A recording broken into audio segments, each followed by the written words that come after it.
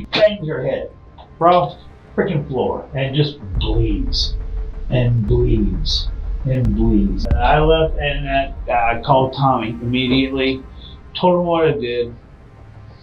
He's holy dad, holy dad, holy dad. In a moment of cold violence, Tommy Lee Shelton executed his girlfriend of 14 years, Erin Gilligan, with a point-blank gunshot, making a hole through her forehead, leaving her bleeding on the bedroom floor. What detectives learn next is as disturbing as the crime itself. I feel so alone and I'm scared. I don't want to stay my life in goddamn jail.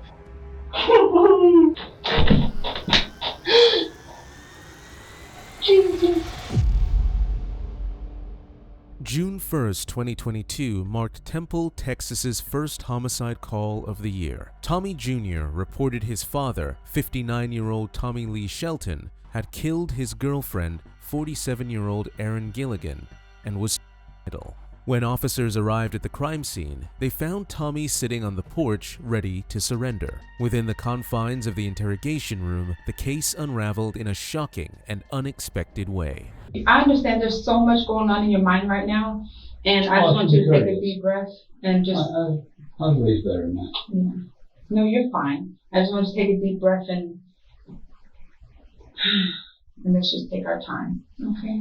No, she's dead. There's no take a deep breath. But things happen when we don't expect them the way they happen, but we'll get there, okay? I just keep bleeding. I'm scared.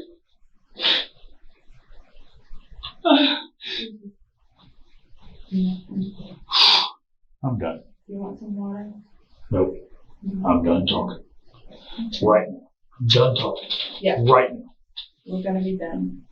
And I don't have any phone numbers for anybody because everyone's saved, on your phone. So I have no phone numbers for any of my relatives, for anyone that can possibly help me. And I feel so alone and I'm scared. And I don't want to stay my life in goddamn jail for protecting myself. I don't want to.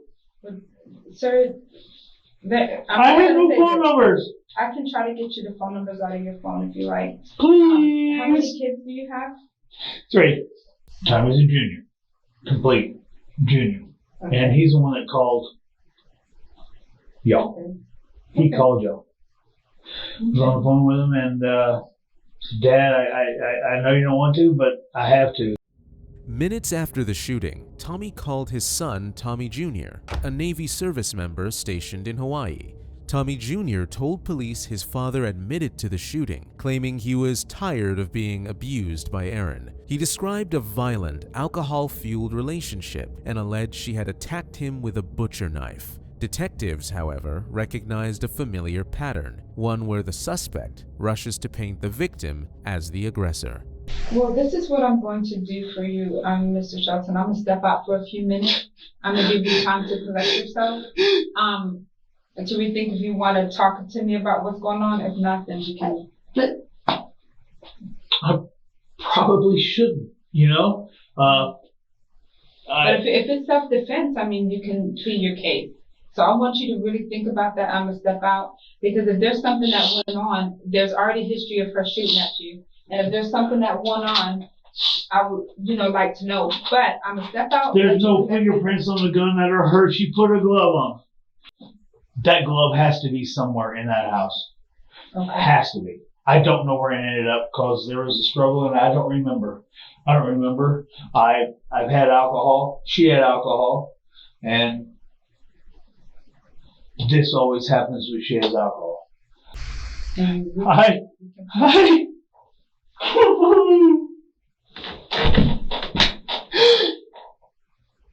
Jesus. Just again and again. And 2 nights ago, 3 nights ago. I'm in bed. I have alcohol in the fridge. And she drinks too much, falls off the side of the bed, bangs her head across the freaking floor, and just bleeds and bleeds and bleeds. And I had no idea. I was sleeping. I was getting ready for work. I was sleeping to get ready for it. Anyway, help me. So I called the ambulance. And there's a record of that. And she fell so hard she broke her head. She broke her nose.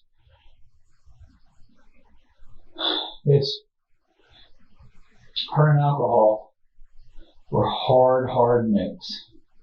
Like oil and water. And it happened again today. And it happened before. And she shot at me, there's bullet holes in the house from her. And I really didn't think she knew where the damn gun was, because I had an extra one. I've had black eyes and I can't go to work. So I refuse to go to work. Mm-hmm. If I have black eyes, what am I going to do? I'm a big man. I'm going to see my girlfriend beat me up and go to work. Officers observed swelling around Tommy's eye and fresh scars across his arms and neck. Tommy insisted the injuries came from Erin, claiming she had attacked him and warned she would slit his throat while he slept. No gloves were collected as evidence. However, Tommy was known to the police as a prior victim in 2 domestic violence cases. In February 2019, officers responded to a domestic disturbance at the home and documented injuries to Tommy's face, neck, and arms. Erin was arrested for assault and later served 60 days in jail. Tommy later claimed history was repeating itself, alleging Erin fired a gun during an argument, forcing him to hide the weapon to stop further violence. And that's what normally happens in these bad relationships, right? Everybody always wants to see the good and everything, and then sometimes relationships are just not, it's just not going to change. I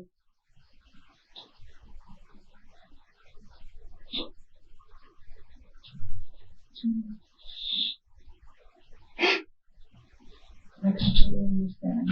I'll never talk to her again.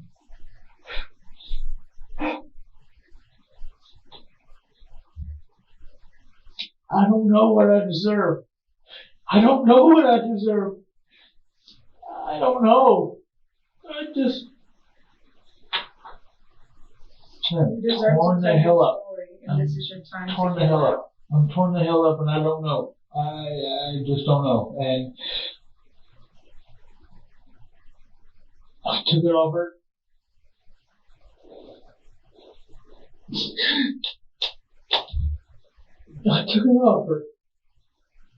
And she just seemed so angry. I thought she was...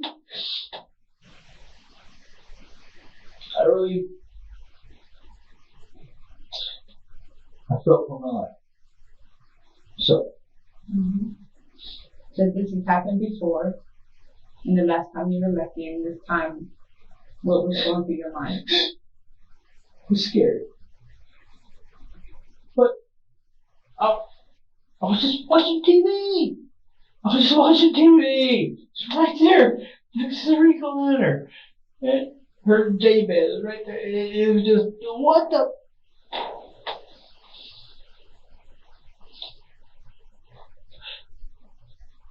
No, I was telling Tommy, it's probably the last time I want to talk to you that I'm not behind bars. And I'm so sorry, son. I'm so sorry I disappointed you. You raised a good son. Dad, you're telling me what you're telling me, and I don't know, self-defense. I said, well, okay, but a person, a human being, will no longer breathe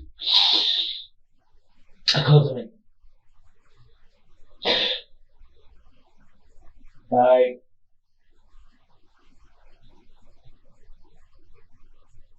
I'm scared, but I don't know. I don't know.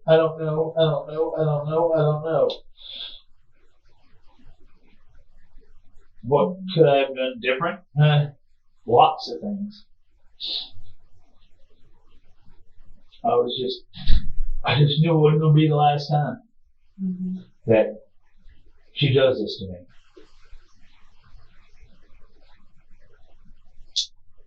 She knew it. Kids know it. I knew it.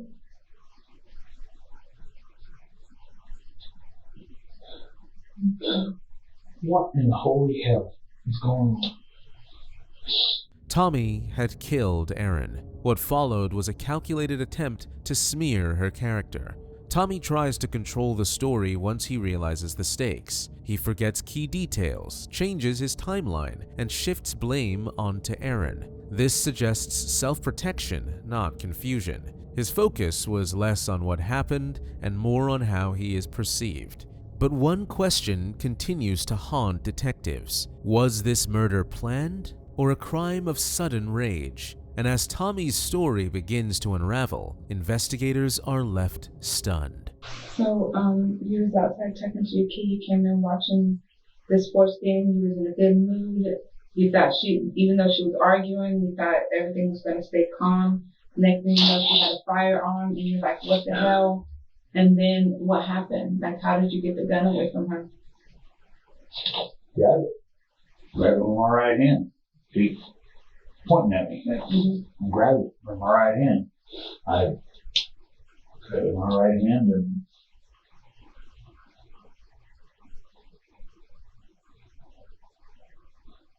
clap.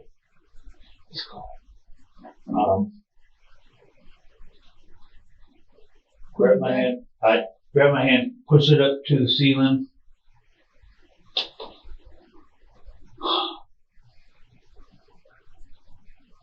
I don't think my left hand even cut. I was spun out of the chair, and I stood up, and I had the gun in my hand, and I just pulled it away from her. Pulled it away from her, and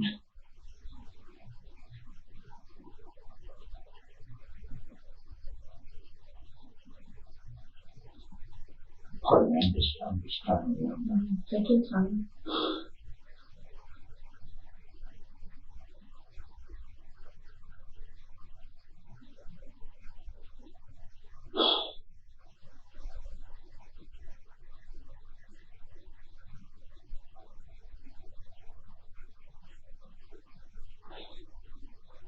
I can't remember clearly. I just can't. I know I stood up, I spun out of the chair. Well, first I hit the gun, the barrel of the gun with my right hand, spun it out of the chair, lifted it up in the air, and she's screaming at me.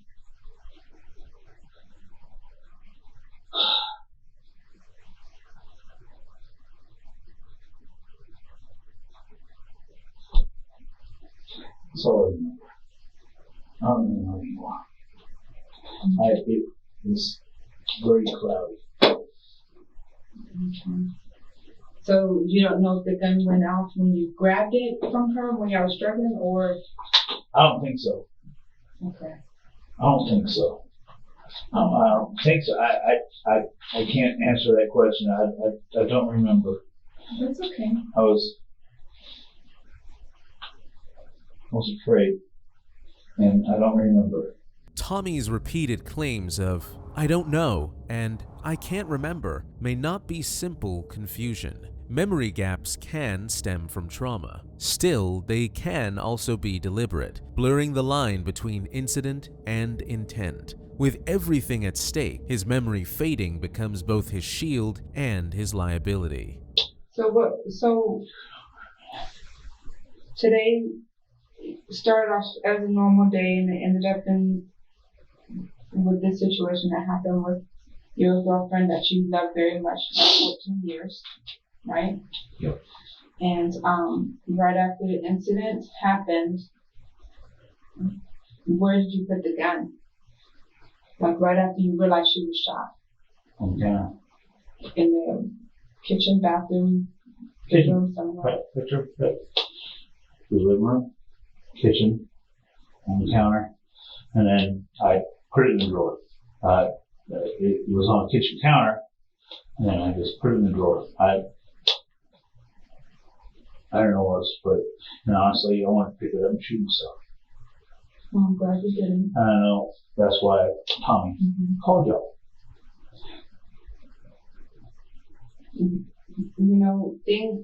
Tragedy happens, but you will overcome it. And so I'm glad that you didn't do that. Okay? You have children who still love you and a family who love you. I'm not. Wish I had the balls to do it. I wish I had the balls to do it. And I wouldn't have to talk to you. I wouldn't have to talk to anybody. I wouldn't have to remember anything. I wouldn't have to remember a goddamn thing. I haven't been inside your home. Where did Erin get shot at? Right, where she pulled. No, like where in her body? Head, I guess. Okay. Head. Okay. I remember screaming enough. I remember screaming enough. And I shot.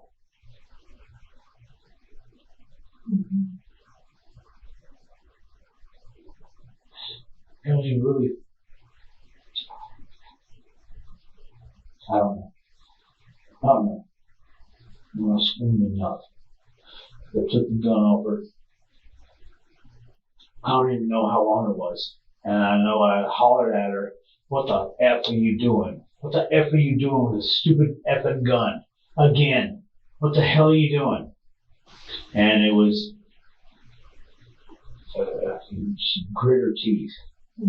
And come at me. I don't know if she scratched me or not. I know she tried. I don't know. There's one right there. But I'm standing up and she's sitting on the bed. It's kind of a day bed. It was what we called it. And she's coming at me. She's still coming at me.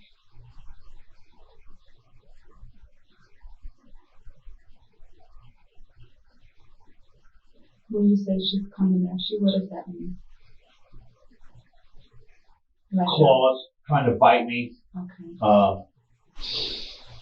Trying to take the gun off me. Going after the gun.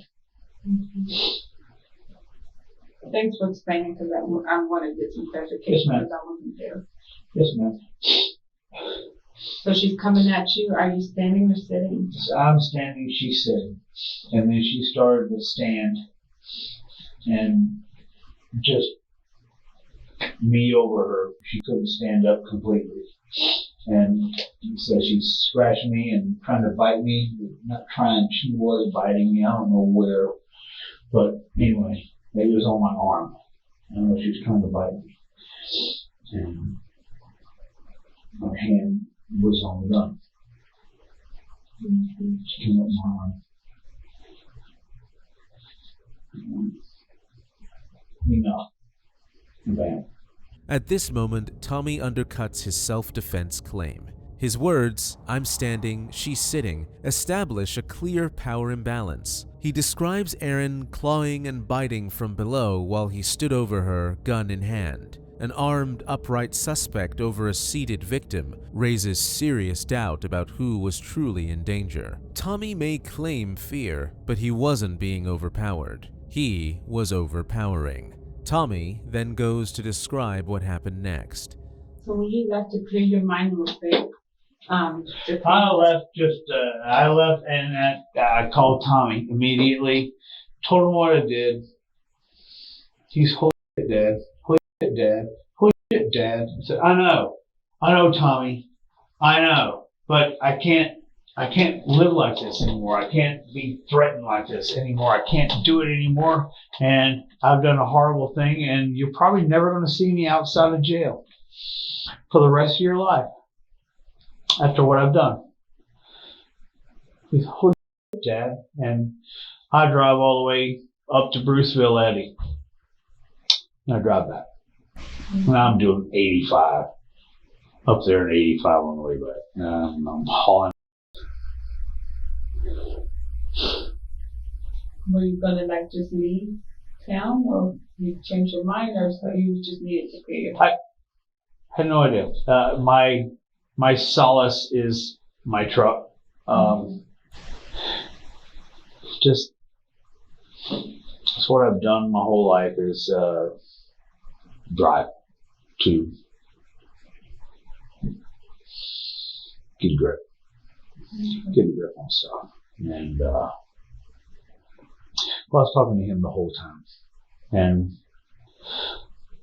dude, I got to go back, don't I? He goes, yeah, you do. So I was going to go up to PA, but I don't want to saddle Callie with all this crap. So I guess I'll just go back home. Said, yep, that's what you should do, Dad. Go back home, and when I got home, I was on the phone with him, and then my phone died.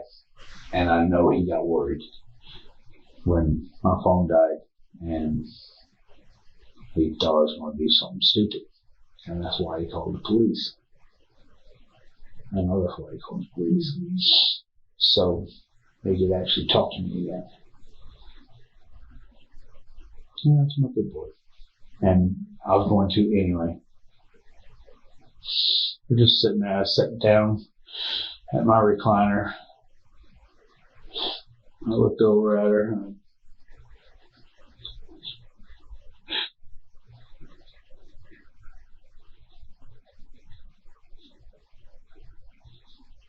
saw that this was a final deal, and stood up, and I heard the cops, I heard the sirens. Well, that's for me. That was for me. According to his confession, the argument began after he sent money to his daughter, something Erin resented. As the confrontation escalated, Shelton retrieved a .40 caliber Remington handgun. Inside a bedroom, he pointed the gun directly at Erin's forehead and fired once. Medical examiners later determined the shot was fired from less than 3 feet away. He then shifts tone, claiming he cared for Erin and even saved her life during a heart attack. She was slumped down on her knees. Her hand in and her back was there, and I touched her, and you know, it was about 6 years ago. She had a heart attack, and I heard her flop off her side of the bed on the floor. Bum, bum. What the hell? So went and checked on her, and she was in the middle of a seizure, having a heart attack, and I started CPR, called 911, brought her back to life. I saved her life.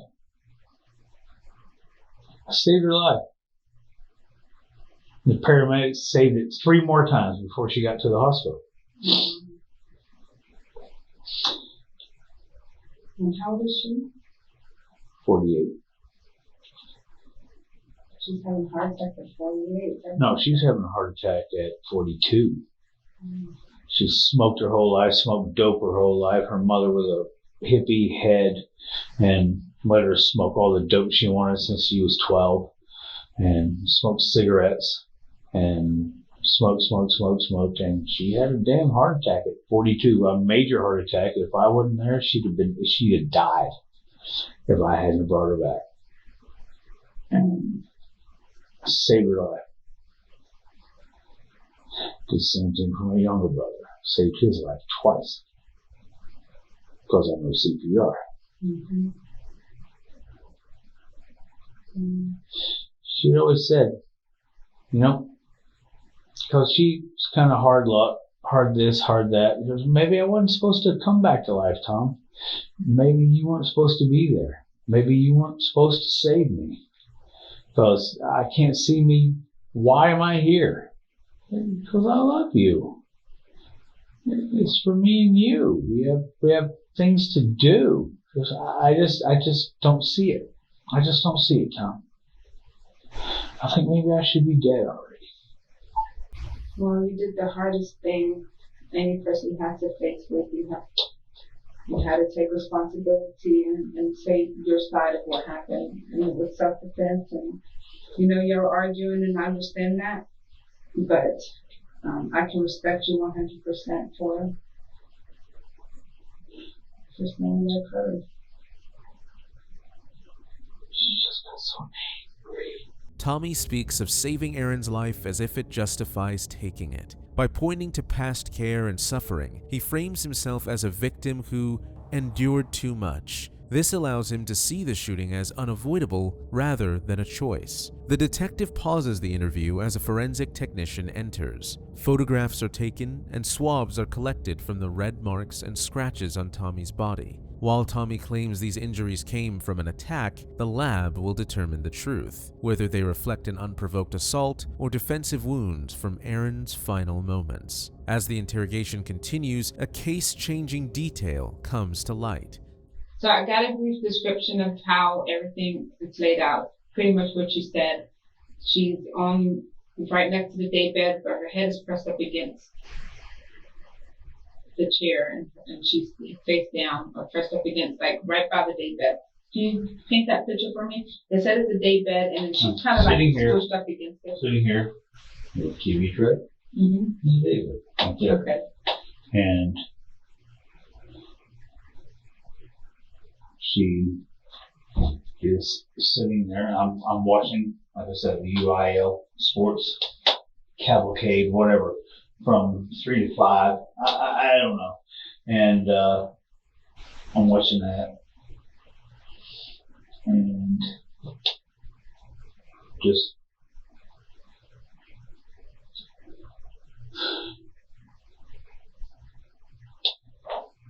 I sent money to my oldest daughter, Callie, a couple of days ago. And honestly, that kind of put us a little bit strapped on money. And so I was having to hear about that. And,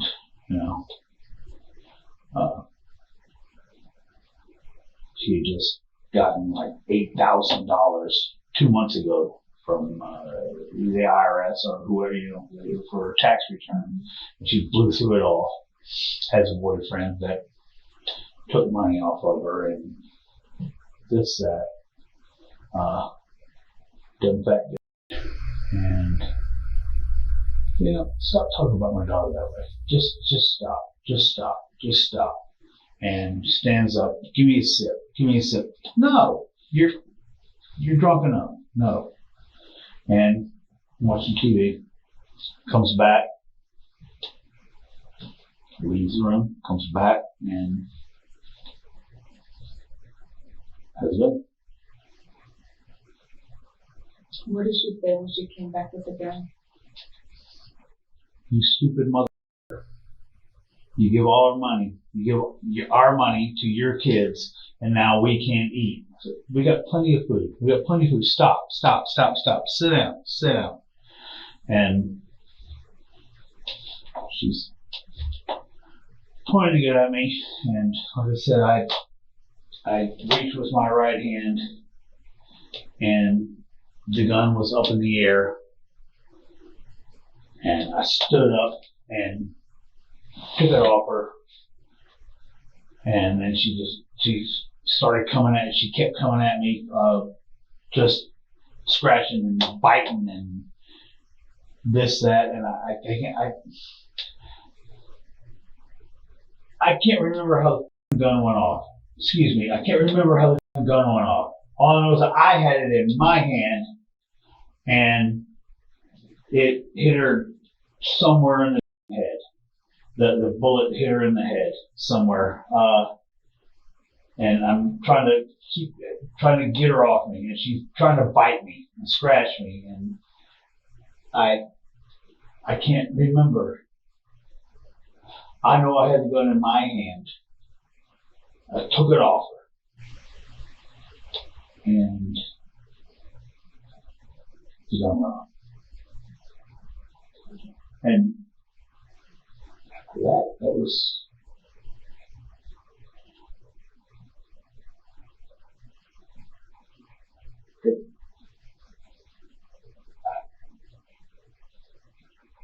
I don't have an answer, a clear answer.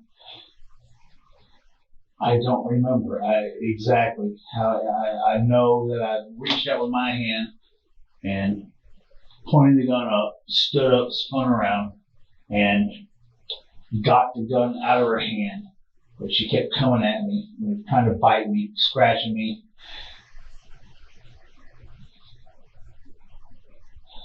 I really am trying to remember. Well, they told me, I called over there to just let them know that we need to get that number out of your phone. And they told me they saw the camera that the owner has. They see you walk out on the porch, walk back in, and then hear a pop. And it's clear that you can hear it on the camera. The gunshot go off. And then you're in there for about an hour and you can leave and you come back. This was the first major hole in Tommy's story. He tells detectives that he doesn't remember stepping outside, but surveillance footage shows him walking onto the porch and then coming back inside. Seconds later, a gunshot is heard. The timeline shifts, raising new questions. Why did he leave? And what changed when he returned? Tommy can't explain. He fumbles for answers and admits he'd been drinking too. And then he says something even more horrifying. Spacing out, I don't know. She wasn't the only one that was drinking. I'm drinking too. And not everything is. Let me see if it coming out bad. I'm trying to remember. This is spotty. There's certain things I remember clearly, certain things, a lot of things I just don't. That's understandable because you're still in shock. I know I launched my hand for the gun and pointed it upwards. No, the gun didn't go off at that point. And I stood up, spun around, and she was still very angry at me. Like I said, it was scratching and biting, this, that, the other, but the gun didn't go off in her hand at all. I took it off her, and then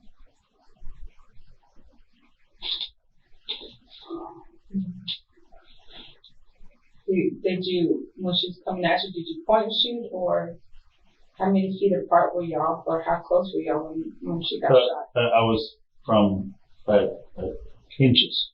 Okay. Inches apart. Between closer than me and you? Wait, yeah. Okay. Yeah, she was in bed, and I was next to the TV stand. Okay. The TV stand got knocked sideways, and whenever she had the gun, I went up at it, and yeah, we were just right there together. I just remember her growling at me. She did this. She growled and clenched her teeth together and was trying to bite me. Scratching me, trying to bite me. And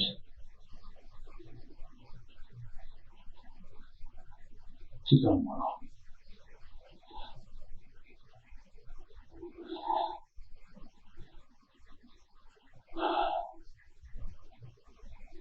It was not my intent. It was unintentional. She was coming at me with both hands and scratching and clawing, and I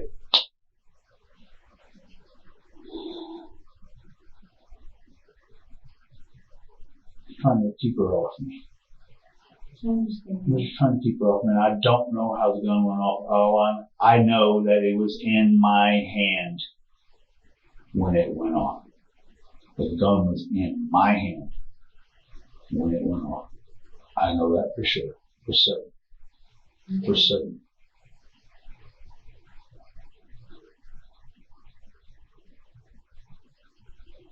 I'm trying my best to recollect. Though Tommy claims fear and exhaustion drove his actions, his later refusal to provide a written statement casts doubt on his account. And so this is up to you. I mean, we talked, we had a discussion, you laid everything out for me. If you want to put it on a piece of paper, you can. If you don't, you can say no. It's up to you. You know, I can't say that I remember everything clear enough to put it on paper, because I kind of looked like a it was the last time that it happened with Erin and the gun and the shooting and this, that, the other way. I remember it. As far as the cameras were concerned, I was wrong in my recollection, and so I rather than say something that is wrong, what I know, and what I don't want to speculate. Like I said, she wasn't the only one drinking. I was drinking too. Was Tommy telling the truth, or was it a calculated attack on Erin to reduce his sentence? Tommy Lee Shelton was initially booked on a third-degree felony. After review, a Bell County grand jury indicted him on a charge of murder. No bond was set, and he remains in the Bell County Jail awaiting trial.